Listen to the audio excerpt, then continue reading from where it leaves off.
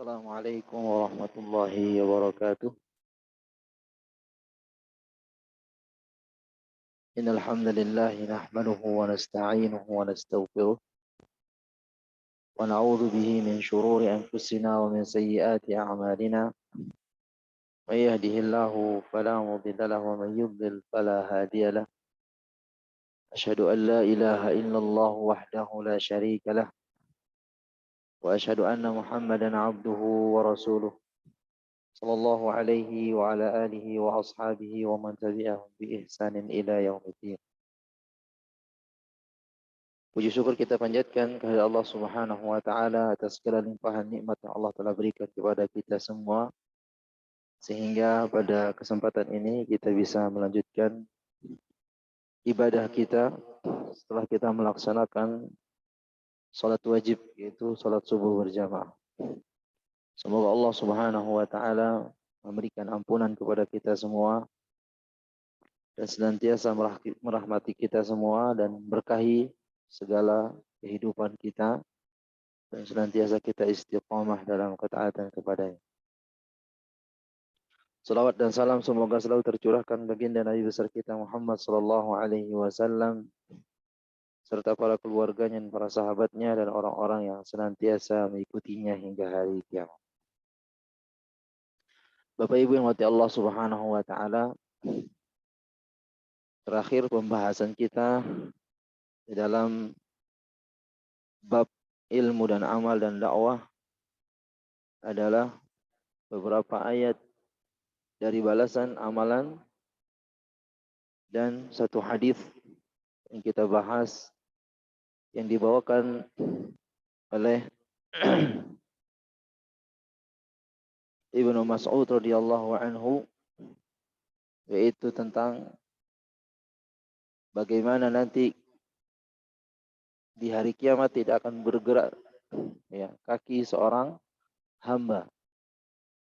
Sebagaimana Nabi sallallahu alaihi wasallam bersabda, "La tazulu qadama 'abdin yaumal qiyamati min 'indi rabbih hatta yus'al an khams." Tidak akan bergerak kedua kaki seorang hamba di hari kiamat di sisi Allah Subhanahu wa taala sampai dia ditanya tentang 5 perkara. Yaitu tentang an umrihi fima afnah, tentang umurnya untuk apa dia habiskan, wa an syababihi fima ablah. Kemudian masa mudanya dia gunakan untuk apa? Kemudian wa an malihi min aina iktasabahu wa fima anfaqahu. Kemudian dari mana dia mendapatkan harta tersebut dan untuk apa dia gunakan hartanya. Kemudian wa an ilmihi,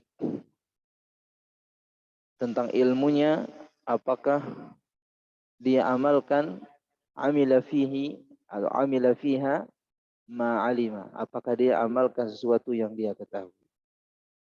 Jadi ini 5 perkara yang akan ditanya oleh Allah Subhanahu wa taala di hari kiamat sebelum bergerak kaki kita di hari kiamat. Maka jamaah sekalian rahimani wa rahimakumullah, yang harus kita persiapkan di masa hidup kita dalam kehidupan dunia ini, semua yang berkaitan dengan umur kita, yang berkaitan dengan masa muda kita, kemudian harta yang kita miliki, yang kita dapatkan, dan kemudian kemana kita belanjakan, kemudian tentang ilmu yang kita miliki, semuanya ini akan diminta pertanggungjawaban oleh Allah Subhanahu wa taala. Maka pada kesempatan ini kita akan membahas satu poin tentang al-wajiban qabla sunan wal mustahabbat, yaitu mendahulukan yang wajib sebelum sunnah atau anjuran. Jadi terkadang kita bingung mana yang harus kita dahulukan dari satu hukum yang telah ditentukan oleh syariat. Apakah kita mendahulukan yang sunnah atau yang wajib? Maka perlu kita ketahui hukum dalam syariat kita ada 5. Yang pertama adalah wajib. Kemudian sunnah atau mandub. Sunnah disebut mandub atau mustahab. Kemudian mubah. Kemudian yang keempat makruh, dan yang kelima adalah haram atau mahdzur. Ya. Maka dari tingkatan ini, dari tingkatan hukum yang sudah kita ketahui, harus kita tahu derajat-derajat yang dari amalan-amalan atau perintah yang Allah perintahkan dalam Al-Quran dan Sunnah Nabi Sallallahu Alaihi Wasallam. Dikatakan oleh muallif di sini, alaika yarhamukallah bil wajibat. Hendaklah kalian semoga dirahmati oleh Allah Subhanahu wa taala mendahulukan yang wajib-wajib. Mendahulukan hal yang wajib yang telah Allah wajibkan dalam Al-Quran dan sunnahnya. Kemudian qabla sunan wal mustahabbat, sebelum kita mendahulukan yang sunnah atau yang dianjurkan. Wala tansa anna al wajibat bainaha darajat. Faqaddim al aham fal muhim.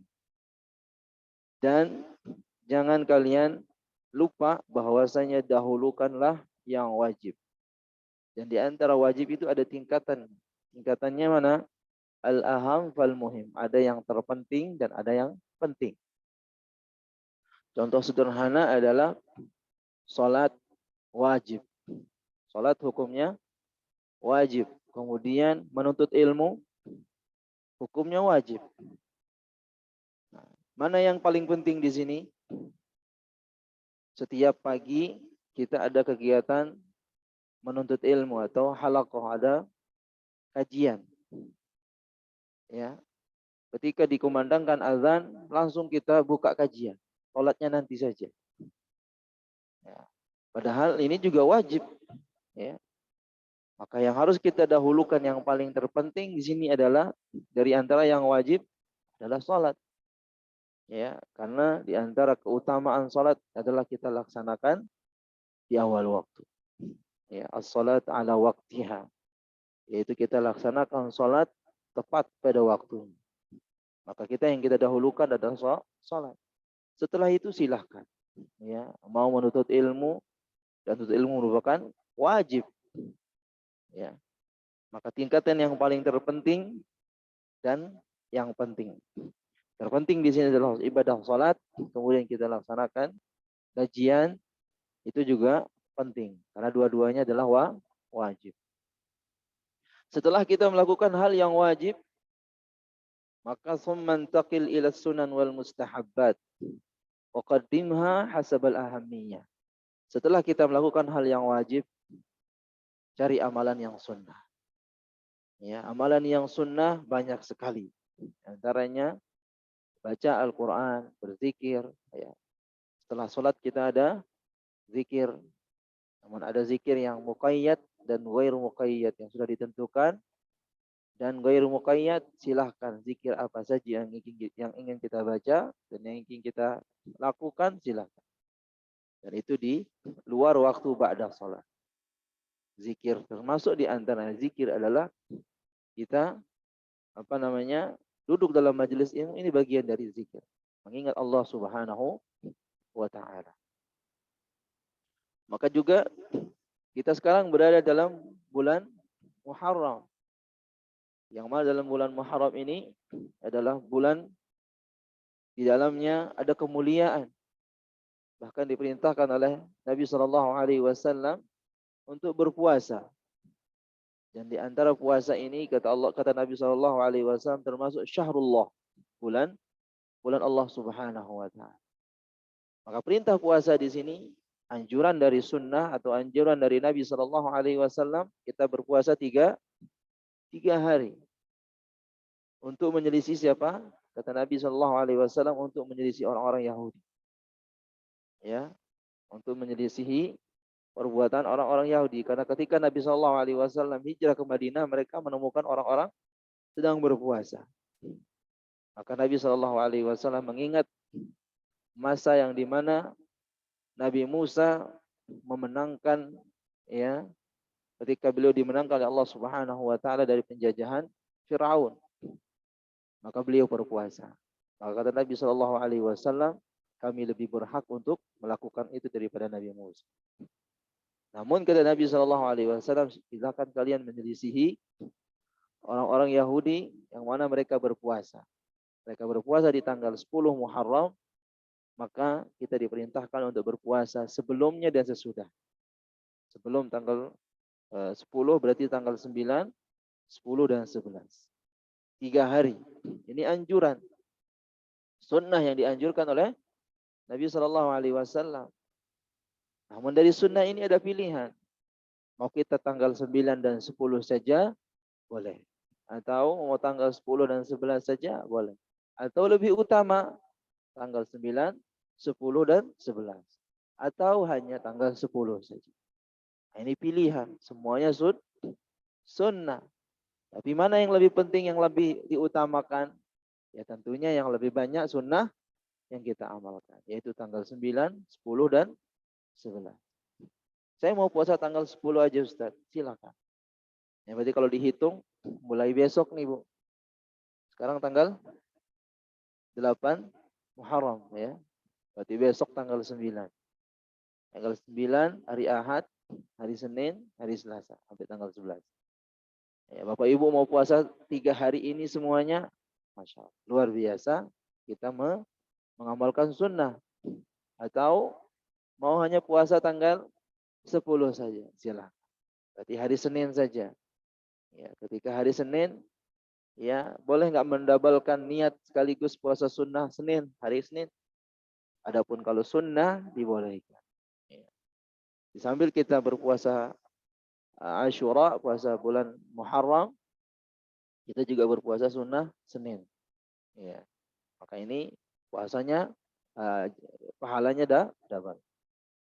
Maka ini yang harus kita lakukan dan seterusnya. Di luar dari bulan Muharram juga begitu. Ya, di hari-hari biasa kita, ketika kita bangun, dahulukan mana yang wajib sebagai hamba Allah Subhanahu wa taala yang kita dahulukan. Setelah yang wajib ini sudah kita lakukan, amalkan yang sunnah. Amalkan yang mustahab, yang dianjurkan. Ya, mana yang lebih dianjurkan. Maka ini yang harus kita lakukan dalam setiap waktu kita dalam kehidupan sehari-hari kita. Ya. Kemudian dari siapa kita mulai untuk melakukan hal yang wajib atau yang mustahab atau yang sunnah ini? Ya, kullu ma qultu mimma yata'allaqu bi nafsika qabla ghairika. Jadi mulailah dari diri kita sendiri. Jadi kalau kita ingin melakukan suatu amalan, lakukan dari diri kita sendiri. Jangan nunggu orang. Wah, ini orang belum lakukan. Tapi tentunya amalan ini harus kita ketahui terlebih dahulu. Karena kalau kita belum ketahui asal amalan aja, ini seperti orang-orang Nasara. Ya, dan orang-orang Nasara hanya bisa melakukan amalan saja tanpa ilmu. Maka mereka dikatakan oleh Allah Subhanahu wa taala waladhdallin, bukan jalan orang yang kau sesatkan. Siapa orang yang tersesat? Itu orang-orang Nasrani. Karena mereka mengamalkan suatu amalan tanpa ilmu.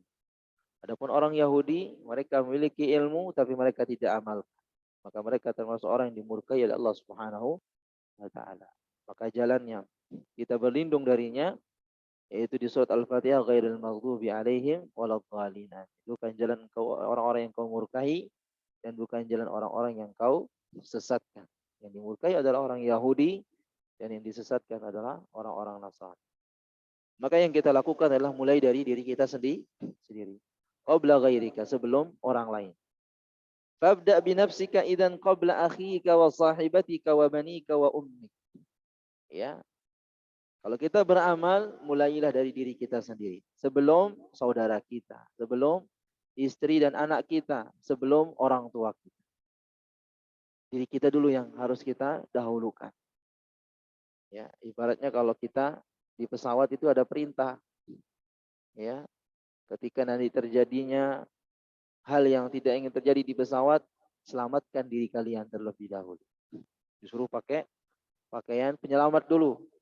Baru anak kalian, baru orang tua kalian yang ingin kalian selamatkan. Karena nggak bisa kita selamatkan orang lain kalau kita dalam keadaan tidak selamat juga. Ya. Maka persis juga kondisinya dalam hal syariat. Ya. Yang harus kita dahulukan diri kita terlebih dahulu. Tentunya dengan ilmu yang kita miliki atau yang kita dapatkan, dengan itu kita bisa beramal. Kemudian wanzur malladhi yanqusuka litashri bil ilaj. Dan lihatlah pada diri kita ketika kita masing-masing kita tahu ya kadar apa yang kita miliki dari ilmu pengetahuan agama. Ya, mungkin kita kekurangan dalam ilmu agama. Yang harus kita lakukan apa? Belajar. Ada hal yang kita tidak tahu, kita lakukan dengan cara belajar. Duduk dalam majelis ini. Ada poin-poin yang harus kita lakukan dalam menambah ilmu kita. Kalau kita sudah ketahui, jalankan, amalkan, maka itu akan terus ya bertambah ilmu pengetahuan kita. Jadi kalau kita belum mengetahui sesuatu dalam syariat, ya, maka kata Allah Subhanahu wa taala, "Fas'alu ahla dzikri in kuntum la ta'lamun." Tanyakanlah kepada orang yang berilmu jika kalian tidak mengetahui ilmunya. Bahkan dalam urusan dunia saja kita diperintahkan untuk berilmu dulu. Ya, tiba-tiba kita nggak paham ya bidang bengkel misalnya. Tapi kita bongkar semua motor yang kita punya. Ini ada yang rusak kayaknya. Padahal motornya masih bagus-bagus aja. Ya, tapi kita nggak tahu ilmunya dalam ilmu bengkel, akhirnya dibuka semua, pas disuruh pasang nggak tahu caranya bagaimana. Ya, bisanya ngebongkar saja. Karena kalau ngebongkar gampang. Jangankan motor yang lebih ribet Pak ya. Ya, kipas angin disuruh perbaiki aja nggak tahu. Ya, mati kipas angin nggak tahu nih apanya yang mati. Tapi main asal-asal bongkar ternyata sudah rusak semuanya, dibongkar semuanya nggak tahu cara pasangnya bagaimana. Ya, ini dalam urusan dunia. Lalu bagaimana dengan urusan akhirat, dalam urusan agama itu lebih penting lagi. Lebih penting lagi untuk kita mencari ilmu. Kemudian fa in kana hunaka aibun mushtarakun fika wa biman zakarta aw biman tattasilu bihim fashrikhum ma'aka. Jika kita di situ terdapat aib, ya, kita memiliki aib, ada celah kekurangan kita, ya, atau ada orang yang tempat kita berbuat salah, ya, maka minta maaf kepada mereka. Atau perbaiki mereka, berikanlah nasihat kepada mereka. Kalau kita mengetahui suatu ilmu tersebut. Ada orang yang melakukan kesalahan, ada orang yang melakukan kecurangan, ya. Dan kita melihat hal tersebut, ada aib, ya, nasihatilah mereka. Ya, sampaikan kebenaran kepada mereka. Terlebih kalau kita melihat kemungkaran di hadapan kita, nasihatilah mereka. Jika kita memiliki kemampuan. Jika ada kemampuan kita memberikan nasihat kepada orang tersebut, berikan nasihat. Ya. Maka kata Nabi sallallahu alaihi wasallam di sini disebutkan di anna Rasulullah sallallahu alaihi wasallam yaqul man ra'a minkum munkaran falyughayyirhu bi yadi. Barang siapa yang melihat kemungkaran di antara kalian, maka hendaklah mereka memperbaikinya, mengubahnya dengan tangannya. Maksudnya dengan tangannya di sini adalah kekuasaannya. Antara derajat orang ini dengan yang dia lihat, misalnya dia orang tua, yang dia lihat adalah orang anak-anak sebagai apa ya, yang melakukan kesalahan. Maka kita sebagai orang tua nasihati mereka. Wahai D atau wahai nak, jangan lakukan hal ini. Hal ini tidak dibolehkan dalam Islam. Sampaikan nasihat itu kepada mereka. Ya. Atau seorang ustadz kepada muridnya, atau seorang guru kepada muridnya, dan seterusnya, ada tingkatannya. Maka nasihatilah mereka dengan kekuasaan yang kita miliki. Atau kepada pengurus masjid, ketua DKM misalnya, kepada jamaah. Pak, nggak boleh seperti itu. Nggak boleh. Ada satu jamaah yang kebiasaannya kalau ngitung kotak amal, ada uang yang diselipkan di tangannya kemudian dimasukkan dalam kantong. Ya, diam-diam. Para jamaah banyak yang melihatnya, tapi nggak berani ngomong. Maka ketua DKM sebagai petinggi di sana harus bisa mengambil tegas, nasihati. Pak, jangan lakukan. Kalau yang Bapak punya kebutuhan, sampaikan kepada kita. Ya, jangan mengambil uang kotak amal. Ya, maka ini harus dilakukan oleh ketegasan orang-orang yang memiliki kekuasaan. Karena kalau dibiarkan terus, maka dia akan berada dalam kemungkaran. Fa illam yastati' fa bilisan. Kalau memang tidak mampu dengan kekuasaan, berikan nasihat. Ya, mungkin nasihatnya melalui secara umum, ya, atau nasihatnya tidak secara langsung, atau kalau memang bisa memberikan nasihat secara langsung itu lebih baik. Ya, berikan nasihat dengan lisannya. Fa illam yastati fa biqalbi. Kalau memang dia tidak mampu maka dengan hatinya. Mungkin ada rasa ketidaknyamanan dengan perbuatannya, maka dengan hati ini kita lakukan, kita hajar. Kita hajar itu maksudnya boleh kita tidak sapaan dengan mereka. Ya, karena sebab perbuatan dosa mereka. Yang tadinya dekat dengan dia, akhirnya kita jaga jarak. Ya, jaga jarak itu supaya dia memahami kenapa ya orang ini sekarang dia tidak dekat lagi sama saya. Padahal biasanya dia dekat. Akhirnya lama-kelamaan dia karena rasa penasaran, bertanya, ada apa Pak? Ada salah saya. Disitulah kesempatan untuk kita sampaikan kepadanya apa yang dia lakukan. Saya melakukan menghindar darimu karena begini dan begini. Ini harus kita lakukan. Kalau nggak bisa, wadzalika adhaful iman. Kalau nggak bisa dengan hati tadi itu udah paling lemah. Keimanan kita paling lemah. Banyak orang yang melihat kemungkaran secara langsung, namun tidak bisa berkata apa-apa. Sudah, dia hanya mengingkari dalam hati. Saya nggak bisa ngapa-ngapain, Ustaz. Udah, saya tinggal pasrah sudah. Mudah-mudahan dia mendapatkan petunjuk. Nah, ini udah paling lemah. Ya. Tapi kalau memang ada orang yang bisa menasihatinya, ada orang yang bisa mengubahnya, ada orang yang punya kekuasaan di situ, dan bisa dia tegas, seperti Pak RT atau Pak RW misalnya, anak-anak muda yang sering nongkrong, kemudian pada minum-minum keras, minuman-minuman keras di tongkrongan tersebut, Pak RW ambil tindakan yang keras, yang tegas. Kalian lebih baik bubar dari sini. So kalau dilihat lagi nongkrong di sini, ya Pak RW akan memanggil pihak yang berwajib. Ya, akan melaporkan kelebihan yang lebih atasan lagi. Nah, ini tindakan Pak RW sangat-sangat tegas kepada warganya. Karena mereka memiliki kekuasaan. Dan begitu seterusnya. وهكذا قبل أن تفكر في صرف الأوقات بين الشباب علما أو عملا أو دعوة. Inilah yang harus kita lakukan, ya, dalam memperbaiki ya anak-anak muda. Yaitu kita harus memiliki pengetahuan dulu, ilmunya harus ada dulu dalam mengubah umat manusia ini, ya. Ada ilmu yang kita miliki. Kemudian ada amalan yang kita lakukan dan tentunya dengan ada dakwah, nasihat kepada mereka.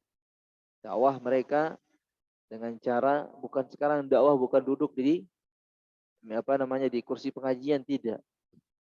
Dakwah itu Masya Allah ya, ada orang yang berdakwah dengan hartanya, ada yang berdakwah dengan sosialnya, ada yang berdakwah dengan ketawaduannya. Ya, ada orang yang Masya Allah dia suka berbaur, suka berbagi dan lain.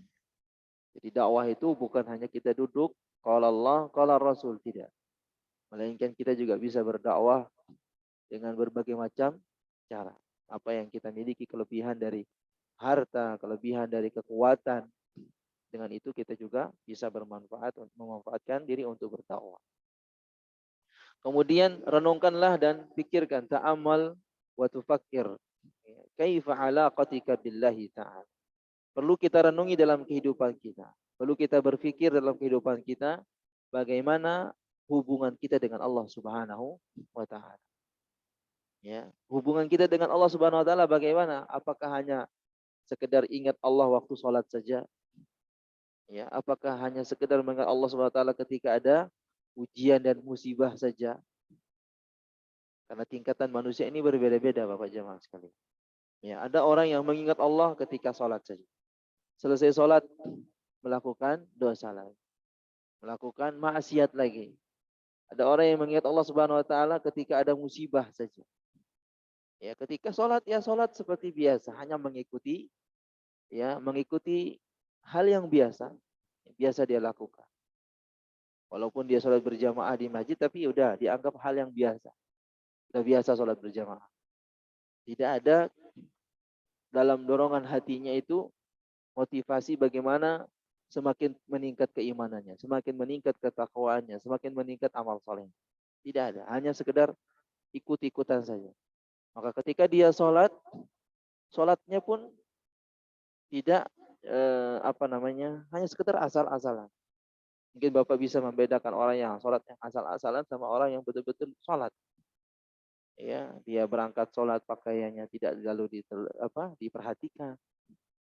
Ya, pakai baju kaos yang bekas tidurnya, maksudnya udah lecek. Kemudian sarungnya juga asal pakai. Udah seperti orang yang nggak ada semangat atau minat mau sholat.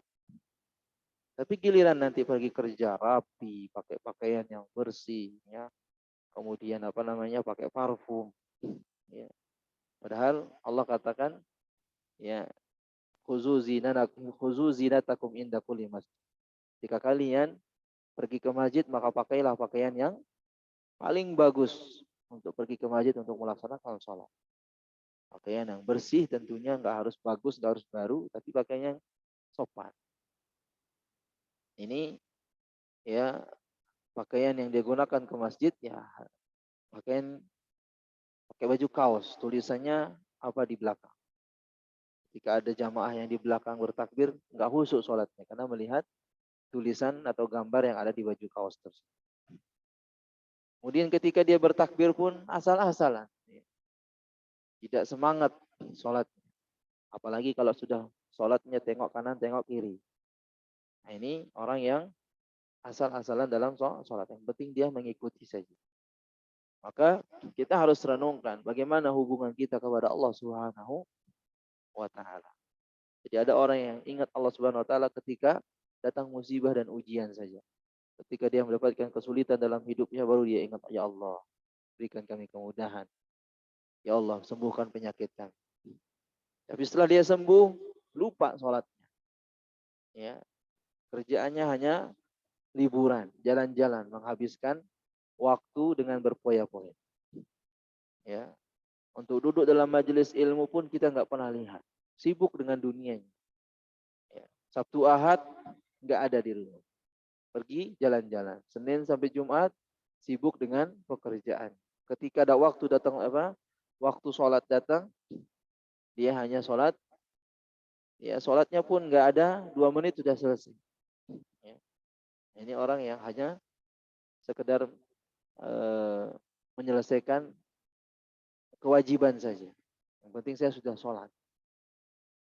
Apalagi kalau lagi kondisi buru-buru Pak ya. Ini udah jam mau terlambat ini, saya datang berangkat ke kantor. Jadi saya nggak bisa sholat berjamaah ke masjid. Masya Allah. Saking sibuknya Pak. Terlambat ke kantor, persoalan sangat besar. Tapi terlambat sholat, biasa-biasa saja. Padahal kalau kita kembalikan, mana yang lebih wajib? Sholat. Ya, pekerjaan nomor sekian. Tetapi yang didahulukan pekerjaan. Apalagi kita sebagai laki-laki, ya, sholat berjamaah di masjid. Kenapa sih bapak ini nggak pernah kita lihat di masjid sholat? Masya Allah, sibuk sekali. Sibuk sekali. Jadi sebelum subuh dia sudah berangkat. Masya Allah. Tidak ada masalah. Tidak ada masalah dalam kesibukannya. Tapi ingat, waktu sholat. Mungkin dia berangkat sebelum subuh, ya, dia singgah di dekat kantornya ada masjid, sholat subuh di situ. Alhamdulillah. Berarti dia hanya memanfaatkan sebelum waktu supaya tidak macet misalnya. Atau ada alasan yang lain.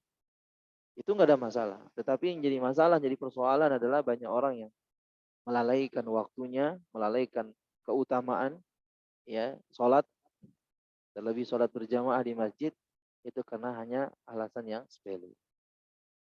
Maka jemaah sekalian rahimani wa rahimakumullah, yang perlu kita ingat bagaimana alaqah kita atau ya hubungan kita dengan Allah Subhanahu wa taala. Wa kaifa khusyu'ika ya fi shalah. Bagaimana kekhusyuan salat kita? Aduh, ini ditanya lagi. Udah salat, ditanya lagi kekhusyuan kita. Makanya ada salah seorang ustadz dulu yang menyampaikan kajian ya di Indonesia ini umat Islam hampir sekian persen 80 lebih lah ya. Orang-orang muslim 80 sekian persen. Tapi yang 80 sekian persen ini itu yang sholat Ustadz sekitar 50% atau 40%. Itu yang sholat. Berarti sisanya hanya pengakuan diri sebagai seorang muslim. Baik. Itu yang sholat 40%, kita ambil 50 lah. Yang 50% ini yang sholat, itu yang sholat di masjid berapa persen lagi? Ya, yang sholat di masjid 20%.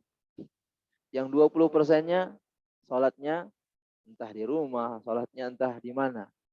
Ini yang sholat di masjid yang kita hitung. Baik. Itu yang sholat di masjid sekitar 20 orang. Kemudian yang sholat khusyuk ya berapa persen? Yang khusyuk sholatnya berapa persen? Itu dikurangi lagi. Ya, sekitar 10%. Ya, Masya Allah. Berarti begitu banyak orang umat Islam di negara kita ini, Masya Allah. Tetapi mereka hanya pengakuan Islam. Mereka melaksanakan sholat hanya sebatas ya melaksanakan tugas, melaksanakan kewajiban. Maka daripada itu para jamaah, agar kita meningkatkan alaqah kita, hubungan kita dengan Allah, meningkatkan kekhusyuan kita dalam salat, ya solusinya adalah iqra fima yasluhuka wa yasluhu salatika wa yazidu khusyu'ika wa yuraqqiqu qalbak. Ya bacalah suatu bacaan yang menambahkan ilmu kepada kita, pada diri kita, yaitu dengan belajar, ya. Supaya kita apa? Yasluh ya wa yasluh salatak, yang mana dengan itu salat kita perbaiki. Yang tadinya cepat sekali salat. Kenapa sih kalau saya salat cepat sekali? Belajar. Ya, oh ternyata salat yang cepat ini kita karena was-was, karena ada gangguan atau macam-macam. Padahal orang yang salatnya khusyuk, salatnya tumakninah. Tumakninah ini artinya pelan. Ya, sesuai dengan gerakannya. Ini belum selesai takbir, belum selesai baca ayat, sudah ruku. Ya. Belum selesai baca doa, sudah i'tidal, bangkit dari ruku. Kemudian belum baca apa namanya sami Allah, liman hamid, belum selesai sudah sujud. Nah, ini gimana bacaan-bacaan yang belum selesai kita baca, tapi sudah kita melakukan gerakan selanjutnya. Ya. Yang sering kita lihat anak-anak muda kalau lagi sholat bercanda. Yang penting dia sholat. Ketika dia berjamaah, ikut berjamaah di masjid. Dia masbuk karena sebelum mereka mulai masuk ke saf sholat berjamaah, dia ngobrol dulu teman-teman. Padahal dia udah tahu, udah mulai sholat. Akhirnya dia masbuk. Masbuknya 3 rakaat lagi. Padahal dari datangnya pas azan. Ngobrol dulu, ngapain tah? Dia ngobrol apa di kamar mandi itu dekat halaman masjid. Akhirnya ketika sudah mau tinggal 1 rakaat baru ingat, udah mau selesai. Ya, baru dia ambil saf. Setelah ambil saf, dia ikut berjamaah 1 rakaat. Sisanya, Masya Allah. Dia hanya ruku sujud tanpa nggak tahu dia baca. Akhirnya dia salam, kabur lagi. Dan itu sering sekali ya saya temukan di beberapa masjid. Sedang kita baru nyampe masjid, akhirnya masjid sudah mulai berjamaah. Kita juga masbuk. Nah, baru dari perjalanan misalnya. Tiba-tiba di sebelahnya ada beberapa anak-anak muda, anaknya masih udah besar seperti anak SMA. Tapi apa? Sholatnya asal-asalan. Inilah sebagai tanggung jawab kita sebagai orang tua untuk terus memberikan nasihat kepada anak-anak kita supaya mereka sholatnya benar, memperbaiki sholatnya. Kemudian wa yazidu khusyuk. Sholat dalam sholat kita semakin bertambah khusyuk. Kemudian wa yuraqqiq qalbak. Dengan itu hati kita menjadi lembut, ya. Jadi ketika kita berbicara, ketika kita bersikap, hati kita menjadi lembut. Karena apa? Karena dengan sholat ini akan mencegah kemungkaran, ya. Inna salata tanha 'anil fahsya'i wal munkar. Sesungguhnya salat itu akan mencegah keburukan dan kemungkaran. Kalau masih melakukan keburukan dan kemungkaran, berarti yang perlu ditanyakan adalah salat. Maka ketika Imam Syafi'i mengatakan Kalau kalian ingin melihat suatu amalan seseorang, perbuatan seseorang, maka lihatlah dari cara wudunya. Subhanallah. Cara wudu yang dilihat, bukan cara sholat. Ya. Imam Syafi'i bisa menilai seseorang dari cara wudunya. Kalau hanya asal-asalan wudunya, berarti orang ini bisa diketahui karakter. Ini suatu pengetahuan yang sangat luar biasa. Walitakuna mimman tustajabu da'watahum. Dengan itu kita akan mendapatkan doa yang diijabah oleh Allah Subhanahu wa taala. Kalau kita memperbaiki alaqah kita dengan Allah, hubungan kita dengan Allah, kemudian kita memperbaiki salat kita dengan salat yang khusyuk, maka dengan itu ya doa kita akan diijabah oleh Allah Subhanahu wa taala. Alaika an tanzura fi sihhati i'tiqadika wa istiqamati manhajik. Hendaklah kita melihat bagaimana keyakinan kita. Ya, harus kita perhatikan keyakinan kita ini betul-betul kepada Allah Subhanahu wa taala atau kepada selain Allah Subhanahu. Ada orang yang sholat tapi tujuan sholatnya bukan karena Allah. Karena ingin dapatkan pujian manusia. Berarti ini dia telah berbuat syirik kecil. Ya, syirik kecil ini yang dikhawatirkan oleh Nabi Shallallahu Alaihi Wasallam. Kalau kita bayangkan sholat 5 waktu dalam sehari, dalam sehari 5 waktu. Ini dia lakukan dalam sehari ini full mengharapkan pujian manusia. Dari subuh sampai isya ketika dia sholat ingin mengharapkan pujian manusia.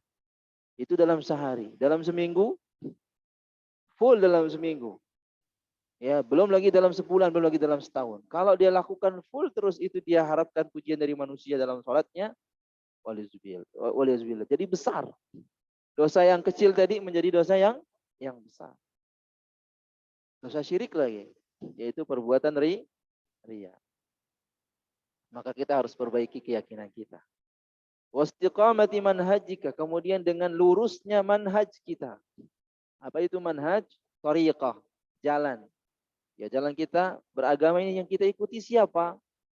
Ya, para nabi dan tentunya para nabi dan sahabatnya yang kita harus ikuti.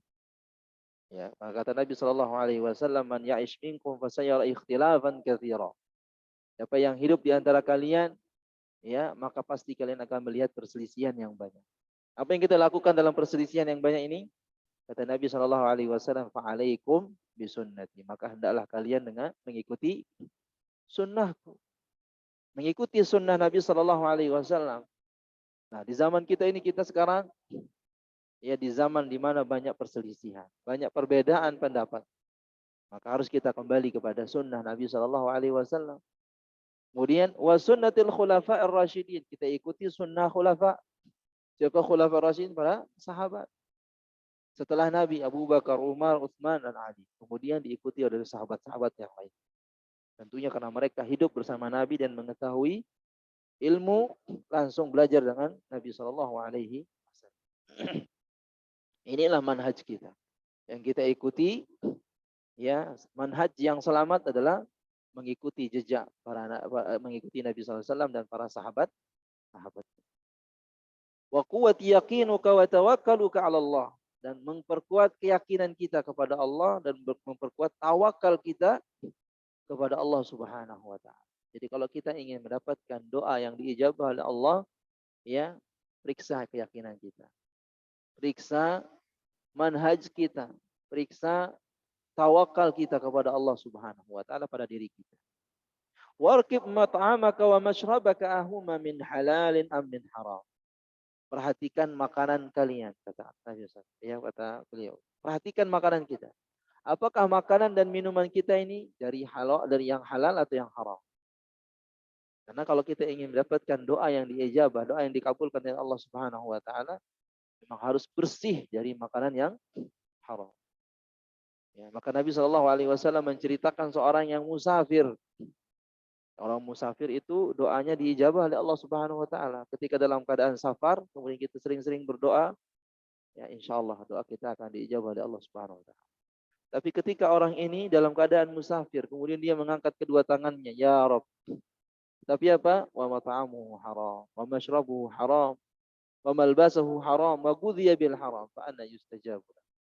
Ketika dia berdoa kepada Allah, ya, makanan yang dia makan dari makanan yang haram, minumannya juga haram, pakaiannya juga haram, bahkan dalam badannya ini gizi yang ada di badannya ini semuanya dari yang haram. Lalu bagaimana Allah Subhanahu wa taala akan mengijabah doanya? Kemudian apakah harta yang kita makan atau ya makanan yang kita makan itu ada syubhatnya atau tidak? Ya, makanan syubhat. Makanan syubhat itu maksudnya ya kita masuk masjid misalnya, tiba-tiba ada roti di emperan atau di atas meja. Nggak tahu itu roti orang atau siapa. Mungkin ada orang yang tiba-tiba singgah sholat, dia taruh rotinya di situ, kemudian dia sholat. Dianggap oh masjid punya, ya, masjid punya, makan dia. Lalu ini orang belum selesai sholat dia udah pergi. Tiba-tiba orang ini keluar udah nggak ada makanannya di situ. Kemana tadi saya taruh makan di sini? Nah, ini makanan syubhat. Ya, makanan syubhat itu dia tidak tahu antara halal dan haram. Dia hanya berkeyakinan kalau masjid yang punya boleh dimakan. Ya, tapi belum tentu ada orang ternyata pemiliknya di dalam. Maka kita harus hati-hati. Atau dia merasa kehilangan uang. Ada uangnya 100 di kantong. Tapi dia temukan uang di emperan atau di halaman masjid. Padahal yang dia tahu uangnya hilang 100.000. Dia temukan ada uang 100.000 di emperan masjid. Tapi dia nggak berani makan, nggak berani dia ambil. Takutnya ini uang orang lain. Akhirnya nggak jadi dia ambil. Lebih baik dia berlepas dari itu. Subhanallah. Ini orang yang wara, menjaga diri dari hal-hal yang subhan. Gak berani dia ambil padahal dia hilang uangnya 100.000 dan dia temukan di situ 100.000. Tapi dia merasa saya nggak pernah lewat halaman depan. Ya sudah, berarti ini bukan uang saya. Ya, mungkin jatuhnya di luar atau mungkin udah saya pakai tapi dia lupa. Gitu. Tapi kalau dia ambil itu uang kemudian dia pakai dia makan, nah ini adalah perkara yang syubhat. Nah, makanya syubhat ini pengertiannya ya antara yang halal atau yang haram. Wa bainahuma umurun mushtabihat. Innal halala bayyinun wa innal harama bayyinun wa bainahuma umurun mushtabihat. Halal itu jelas. Bagaimana kalau kita jualan dapat keuntungan ini halal. Haram mencuri uang orang haram. Jelas. Ya. Di mana pekerjaanmu? Oh, saya pekerjaannya mencuri misalnya. Nah, berarti ini keuangan dari hasil itu udah haram. Harta yang didapatkan dari mencuri itu haram. Tetapi ini antaranya keduanya ini nggak jelas. Syubhat itu nggak jelas. Ya, di antara kedua yang halal dan yang haram ini syubhat namanya. Makanya tadi ketika dia temukan uang ini dia nggak yakin itu uangnya dia, udah lepas aja. Nggak usah kita ambil. Nggak tahu itu uang siapa. Saya kehilangan uang 100.000, tetapi saya nggak tahu hilangnya di mana.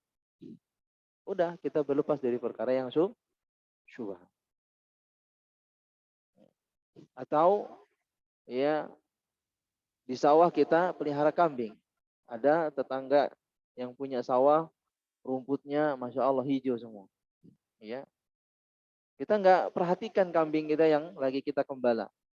Ternyata kambing ini masuk ke rumput ya ladang orang sebelah. Berarti rumput ini yang dimakan oleh kambing ini dari rumput orang yang belum kita minta izin. Syubhat. Ya. Berarti kambing ini sudah ada hal yang syubhat atau hal-hal yang haram yang bercampur dengan makanannya. Kalau kita tahu ternyata dia kambing ini makan di ladang seseorang di sebelahnya, apa yang harus kita lakukan? Datangi orangnya, minta izin. Kalau dia nggak ridho, bayar. Ini yang harus kita lakukan. Oh saya nggak ridho, rumput saya dimakan oleh kambing. Ya udah saya bayar. Berapa harganya? Supaya jangan sampai kambing ini membawa hal yang syubhat dari diri saya. Kenapa? Karena kalau kambing ini dijual, ada harta di situ yang haram, udah campur makanannya. Atau disembelih kambingnya, udah tadi kambing ini makan dari rumput orang yang tidak diketahui atau ya kita ketahui namun kita biarin aja. Ya. Kemudian kita makan daging kambing itu. Padahal daging kambing dipotong, disembelih dengan membaca bismillah ya Allahu Akbar, halal, tapi dagingnya ada sebagian yang syubhat. Dari mana kita bisa tahu itu ya?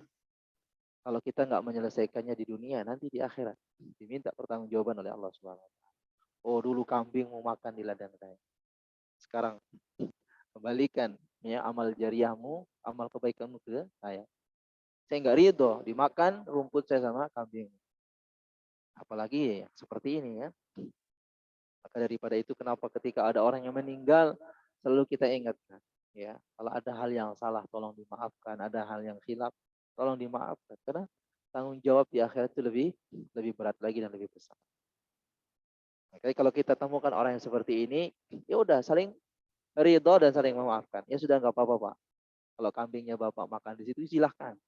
Ya toh juga rumput bukan punya saya, itu punya Allah ya. Cuma ini adalah tanah yang sudah saya bebaskan, silahkan Bapak ngembala. Ah, itu boleh. Tenang jadinya. Ya. Persoalan yang tadi sepele menjadi ya alhamdulillah lebih tenang lagi. Kemudian wa in kana al-mauqif yad'u lil amri bil ma'ruf wa nahyi 'anil munkar, famadza anta fa'il. Ya, ketika itu juga kalau kita memang ya dalam kehidupan kita mengajak kepada yang ma'ruf ya, menyeru kepada yang ma'ruf. Ayo kita dakwahi orang-orang yang di sekitar kita yang belum sholat ke masjid, ajak jamaah-jamaah. Ini dakwah kepada yang ma'ruf atau mengingkari atau mencegah kepada hal yang mungkar. Kalau ada jamaah-jamaah kita masih kebiasaan main apa di pos misalnya main gaple atau main apalah istilahnya yang menghabiskan waktu umur mereka, ajak. Pak udahlah. Sekarang kita udah tua, ya kepala sudah beruban, gigi sudah goyang, dengkul udah sakit gitu. Ke masjid lah. Ya. Ingat umur. Karena kehidupan dunia kita nggak ada yang tahu. Ya, nggak ada yang tahu kapan berakhirnya. Makanya di sini dikatakan di paling ujung di sini ya bahwa bu'itsa kullu 'abdin 'ala ma mata 'alaihi. Sesungguhnya seorang hamba akan dibangkitkan oleh Allah Subhanahu wa taala sesuai dengan keadaan dia meninggal dunia. Dan meninggalnya seseorang itu tergantung dari kebiasaan orangnya. Kalau dia main gaplek terus dia tanpa dia sadari ya dia akan bisa meninggal dalam keadaan main gaplek. Mungkin Bapak pernah lihat ya sharean video-video orang-orang yang meninggal dalam keadaan ya secara langsung. Ada orang yang lagi joget ketika itu meninggal. Ada orang yang lagi waliyazbillah berzina langsung meninggal dalam keadaan. Ini meninggal dalam keadaan su'ul khatimah. Maka kita memohon kepada Allah Subhanahu wa taala agar kita diwafatkan dalam keadaan husnul khatimah. Jadi semuanya itu kullu dzalika litu'aliju adamu istijabati du'a. Jadi semuanya tadi adalah sebagai obat ya, sebagai solusi bagi orang-orang yang tidak dikabulkan doanya oleh Allah Subhanahu wa taala. Pasti kita sering merasa ya Allah begitu seringnya berdoa tapi belum dikabulkan. Banyak masalah terus. Ya hari makin hari banyak masalah. Masalah dengan anak, masalah dengan istri, masalah di kantor, masalah dengan teman, ya, masalah keuangan, nah, lebih pusing lagi. Masalah utang piutang lebih pusing lagi. Ya. Semuanya kita punya masalah. Dan dengan banyak masalah kita sering berdoa tapi doa kita belum diijabah. Maka kembalikan keyakinan kita, kembalikan alaqah kita, bagaimana dengan Allah Subhanahu wa taala. Bagaimana sholat kita. Kemudian bagaimana makanan yang kita makan, apakah dari yang halal, apakah dari yang haram. Ini yang harus kita renungi diri kita. Ya, terus kita muhasabah diri. Rubama yahtajul amr minka ila qiraatil ahadits al-muta'alliqah bi'adzabil qabr. Mungkin ya ini saran ya dari penulis ya, saran dari penulis banyak-banyak baca hadis yang berkaitan dengan azab kubur dan nikmat kubur. Karena kehidupan sekarang ini kehidupan yang berikutnya, Pak. Kita kan udah lahir nih. Berarti kehidupan berikutnya adalah kuburan. Nah, ini untuk mempersiapkan kehidupan kita yang selanjutnya kan butuh ilmu. Jangan sampai nanti di kuburan kita mendapatkan siksaan dan azab dari Allah Subhanahu wa taala. Waliyazbillah. Ya. Jadi banyak-banyak baca hadis yang berkaitan dengan azab kubur atau nikmat kubur. Wa ahwalul qiyamah, dan keadaan hari kiamat bagaimana nanti. Setelah kita dibangkitkan dari kubur, masuk hari kiamat. Ya, pembangkitan hari kiamat. Setelah itu wa azabun nar, siksaan neraka. Wa qad tastamirul qira'a ayyaman wa asabi wa syuhuran. Ya, kadang-kadang kita bisa baca sehari dalam berapalah waktu kita sempatkan waktu untuk membaca. Atau dalam seminggu ataukah dalam sebulan. Itu tujuannya supaya kita bisa punya amalan dan punya kesungguhan dalam ibadah kepada Allah Subhanahu wa taala. Ini masih panjang waktunya, masih panjang pembahasannya.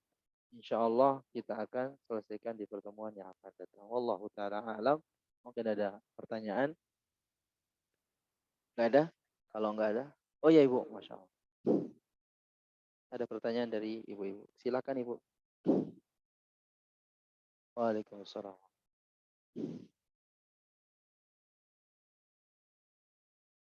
Iya.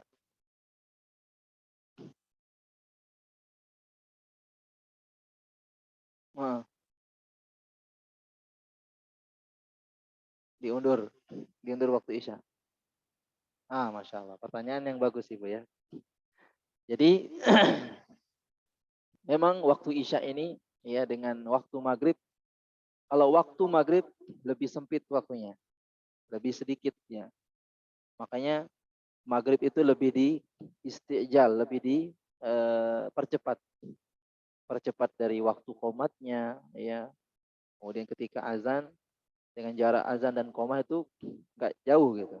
Bahkan ya anjuran untuk sholat sunnah qobliyah di sholat maghrib ini tidak dianjurkan. Maksudnya kalau memang kondisi jamaah sudah ngumpul langsung qomat, azan langsung qomat boleh. Itu kalau di sholat maghrib karena saking mepetnya waktu. Jaraknya paling kecil, paling sedikit yaitu sholat maghrib. Ya, setelah sholat maghrib mungkin ada kajian. Ya, selesailah kewajiban kita dari sholat maghrib. Ada kajian, silahkan lanjutkan kajian. Ini sama-sama dengan kewajiban, ya wajib. Ternyata masuk sholat isya. Kesepakatan kita di masjid itu, kalau memang ada kajian dan kajiannya belum tuntas, masih ada pembahasan, masih ada pertanyaan, boleh dilanjutkan 10 menit misalnya atau 15 menit, silahkan, tidak ada masalah. Ya, karena waktu isya itu dari semenjak dikumandangkan azan sampai sebelum fajar, ya, sebelum azan subuh. Itu waktu isya yang sangat panjang. Bahkan para sahabat dulu ada yang merencanakan sholat isya pada malam hari, ya diundur waktunya. Jadi mereka istirahat dulu, ya setelah itu mereka bangun baru sholat isya. Tapi karena kebanyakan kita takutnya kebablasan sampai lewat subuh, jadi takut tidak melaksanakan sholat isya. Jadi kita lebih utamakan ya melaksanakan sholat isya di awal waktu. Nah, ini boleh Ibu, kalau memang kesepakatan jamaah di situ, kalau memang ada kajian, ya, kalau masih ada pembahasan yang perlu disampaikan silakan. Ya, tapi kalau memang pematerinya atau ustadznya lebih paham dari itu, ya pas azan langsung tutup kajian, kemudian setelah itu qomat, laksanakan sholat isya, itu lebih baik juga. Misalnya setelah isya dilanjutkan lagi kajian, itu nggak ada masalah. Tergantung dari kesepakatan para jamaah. Jadi boleh diundur waktunya kalau sholat isya, karena waktu sholat isya itu lebih panjang. Ya. Mungkin kalau sholat maghrib, misalnya kajiannya mulai dari sebelum maghrib, ya sebelum maghrib ada kajian asar ibu-ibu misalnya, sampai menjelang azan maghrib, nah, ya udah kita azan, kemudian kita sholat. Kita dahulukan sholat maghrib karena memang sholat maghrib lebih mendesak waktunya dan lebih sempit. Maka kita dahulukan sholat maghrib. Habis sholat maghrib lanjutkan dengan kajian. Bagaimana yang terjadi di beberapa masjid seperti pengajian kedatangan Syekh kemarin di Masjid Al-Fatah di Jatinegara, itu sebelum maghrib ada kajian, ya ada kajian sampai menjelang maghrib. Jadi menjelang maghrib azan, kemudian mereka sholat maghrib. Setelah sholat maghrib mereka lanjutkan lagi ke kajian. Kemudian setelah pas menjelang isyanya ada pertanyaan atau ada pertambahan materi, bisa dilanjutkan 10 atau 15 menit sampai ya sudah ditentukan waktunya, baru mereka sholat isya. Dan itu boleh itu. Wallahu taala a'lam. Cukup? Ada lagi? Kita tutup dengan membaca kafaratul majelis. Subhanakallahumma wa bihamdika asyhadu an la ilaha illa anta astaghfiruka wa atubu ilaik. Assalamualaikum warahmatullahi wabarakatuh.